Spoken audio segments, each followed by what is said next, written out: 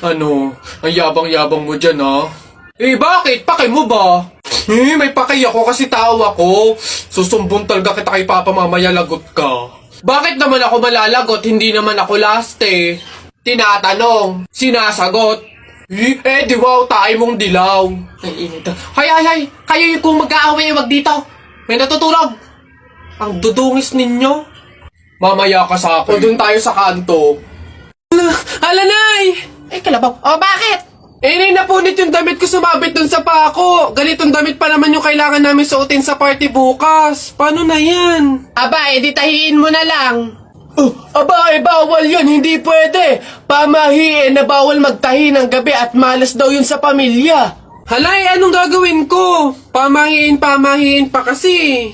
Anak, suotin mo na. Kaysa naman sumuway tayo sa pamahiin, may mangyari pang masama. Suotin mo na, wala na tayong magagawa dyan.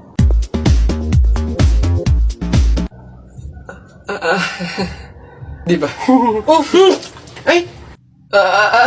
Bagong style, unique, trending, fashion. Alam niyo naman ako lagi nasa uso.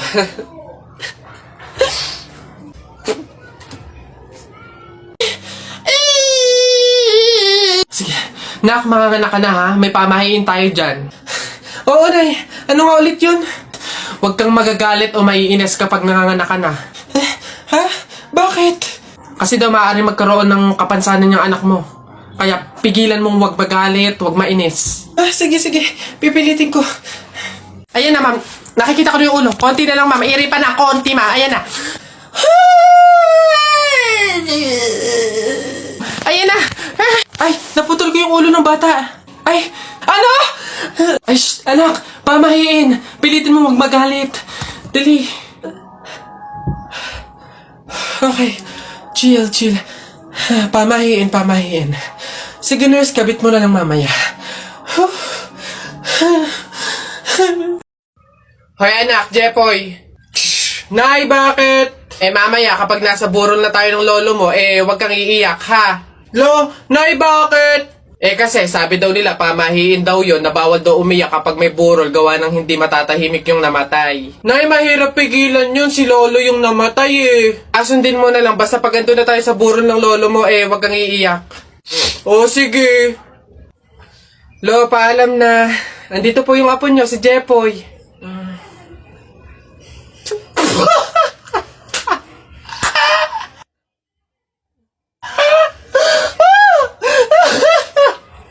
Gagi mga pare, gutom na ako Tara sa BGC, restaurant tayo mga tol. Tara. Uy gagi, same pare, yung stomach ko, it's hurt pare. I'm gonna die. Tara na, kain na tayo. Dito, ano ba mga pare? Good day mga sir, can I have your order please? Ano na lang, 3 hamburger, 3 spaghetti, 1 pizza, tsaka 3 halo-halo. Ang dami yung order mga sir Gagi, gutom na gutom kami, grabe, legit. Sobrang dami kasing shorty ngayon sa BGC.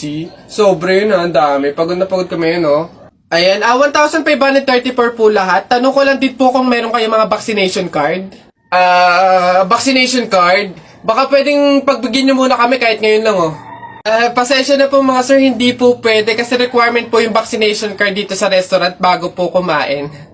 Gagi, gutom na kami consideration naman. My stomach is hurt na baka naman.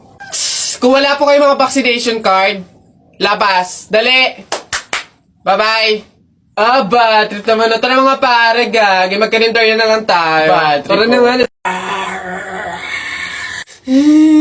Nay, naririnig nyo ba yun? Oo anak, aswang yun, penogrado. Oo nga na, anong gagawin natin?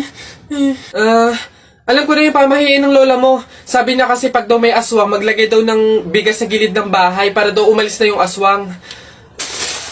Ito, lagay mo sa gilid ng bahay, anak. Sige, Nay. Ayan na, umalis ka na, aswang ka! Ayan. Sa wakas may pangsaing na rin ako. Mga oto-oto, papahin, pamor! Tipid-tipid ng mga to. 1 kilong bigas lang. Ano man ang 1 kabang bigas? Saan ba sunod? Ayun.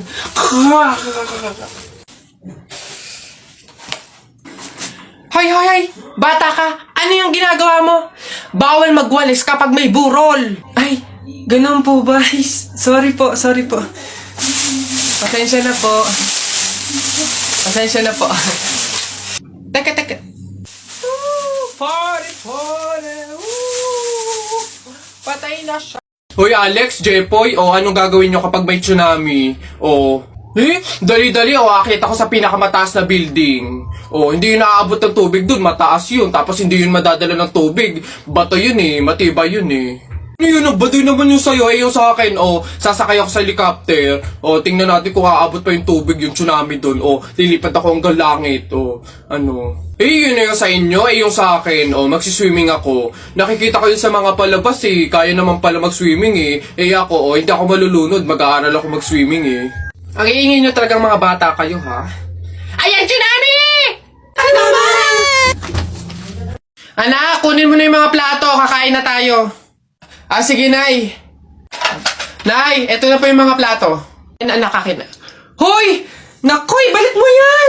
Bawal yan, pamahiin yan. Hindi pwedeng pagpatong-patungin yung mga plato, malas yan dito sa hapagkainan. Ha? Nay, paano? Basta dalhin mo yan dito nang hindi pinagpapatong-patong.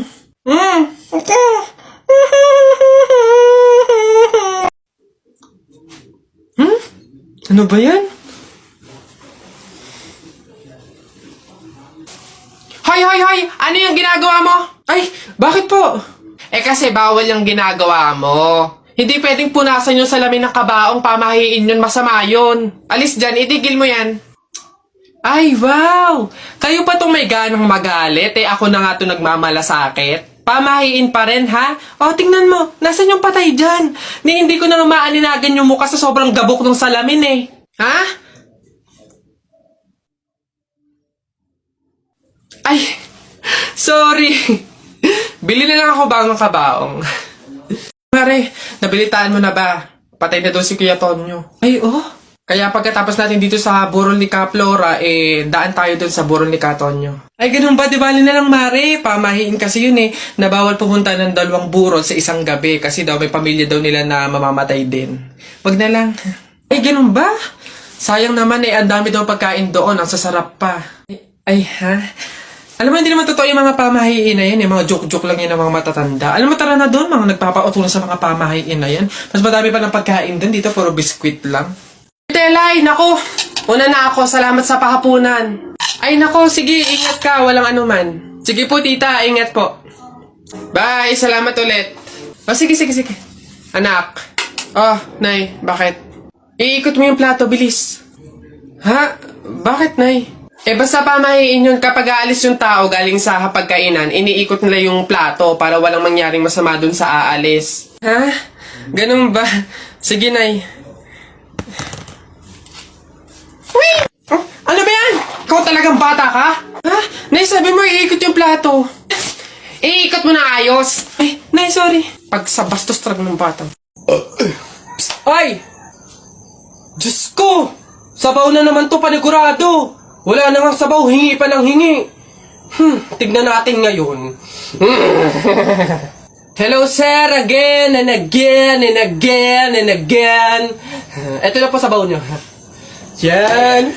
Sarap niyan. Salamat.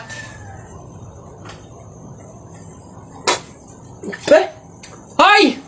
Ay, sir, bakit? Hoy, ano to? Tubig to, hindi to sabaw. Ay, sir, alam ko. Ang usapan kasi, sabaw. Hindi klase ng sabaw. Bastos to. Palitan mo to. Sasabi ko sa'yo, palitan mo to. Ay, wow! Kayo pa tong galit, ha? Malamang, ubos na yung sabaw namin. Kakahingi nyo. Pang 100 sabaw lang naman yung hiningi nyo kanina. Kaya naubusan na kami. Kapal naman ito. Buto-buto na nga yung ulam nyong manok. Para lang mapakinabangan nyo yung only rice namin. Kaya ka nagsisabaw dyan. Ha, ganon. Anong gagawin ko dito? Hindi mo alam yung gagawin mo. Ako alam ko. Isabaw mo yan sa only rice mo. Gawin mong sabaw tubig. Face ito.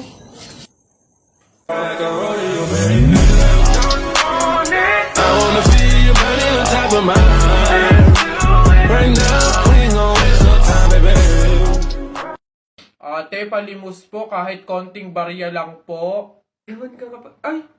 Kawawa naman tong bata na to. Diyos ko, nasan ba yung mga magulang mo at palaboy-laboy ka dito sa daan? Wait lang,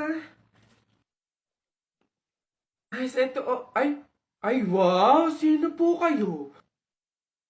Anyways, baka ipambili mo ulit ng iba pang fake nails yan, ha? Ipang re-reband ko naman po. Ayaw mo ipangkain na lang? Sige, Lodi, itong pulubi na to. Pabili po! Pabili! Ano ba yan? Natutulog ang ingay-ingay. Ano ba yon? Pabili nga po ko nung 2 juice po. Bayan eh. Ano pa? Tapos, C2 po. Ano pa? Ano pa ba? Tsaka po ng Chucky. Tsaka ng soft drinks po. Yun lang po. Akin na bayad. Ito po yung bayad. Ano? Sa dinami-dami mong bibilhin, pipiso lang palang pera mong bata kang na demonyo ka? Lagi nyo sinasabi na pangit ako? Akala nyo ba hindi ko kayang patunayan na mali kayo, ha? Watch and learn. Hello po. Uy, Pogi! Anong hanap? Bangus, tilapia. Mura na to. Uy, grabe. Uy, Pogi! Bagong! Kakagaling lang ng Cebu. Bago lang to. Dali na. Uy, timbangin mo na yan. Biling ko na yan lahat. Sige na, makakauwi ka na. Biling ko na yan. Pogi! Prutas, bili na. Bagong pitas to. Dali na. Pogi to talaga. Yan din. Pakiyawin ko na lahat yan. Panda! Sige na. Ngayon yung sabihin pangit ako, ha? Balitang balita sa Radyong Sira. Kakapasok lamang po ng magandang balita, bumababa na po ang porsyento ng teenage pregnancy o ang maagang pagbubuntis ng mga kabataan. Nandito tayo ngayon upang interviewin ng ilan sa mga kabataan kung ano ang posibilidad ng pagbaba ng porsyento ng teenage pregnancy. Miss Magdami, ano kaya ang posibilidad ng pagbaba ng porsyento nito? For me po, napapagtanto nila na talagang mahirap magbuntis at magpalaki ng anak. Kaya talagang nagbabago na yung mga kabataan ngayon, kagaya ko. Love scars. Pwedeng ganun nga po. O dito naman, Mr. Legaspi, ano kaya sa tingin mo ang dahilan ng pagbaba ng porsyento ng teenage pregnancy? Next interview. Asan yung camera? Boss, sa akin naman, kagaya ko, wala akong jowa. Kaya hindi ako makatalpak ngayon. Kaya yun sa tingin ko yung dahilan ng pagbaba ng porsyento, oo. Ang daming walang jowa ngayon eh. Ayun lang, basic. Ay, ganun po ba sa tingin ko? Ay, ganun nga po. O dito naman panghuli, Miss Aquino, ano kaya ang dahilan? Ay, nako sir, Diyos ko, paano hindi bababa ang percent? Halos lahat ng lalaki ngayon bakla na. Tignan mo naman. Tol. Pre, I love you. Gagi, pansirato. I love you too. Sweet na talaga. Tol, pantay ba yung blush on ko? Tinan mo. Pre, okay naman.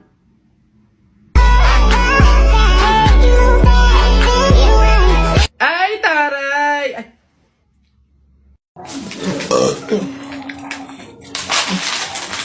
Ilan ba nakuha ko? 1, 2, 3, 4. Madami pala ka lang. Konti na ako. Masarap yung kape, pero kailangan ko ng ibang drink syempre. Kaya, buti nakakuha ko din. Ay, shucks! Hindi grapes yung nakuha ko. Ba yun? Okay na nga yun. Masarap nung kape, pero feel ko kulang to. Buti na nakakuha ko ng madami sa kanila. Hindi naman nila iinumin lahat, hindi naman ubos yung lahat eh. Ganyan. Madami ako. Paano yung kutkutin mamaya? Buti talaga madami akong nakuha kasi feel ko magugutom ako mamaya. Kaya kailangan ko ng kutkutin. Madami-dami din tong mani.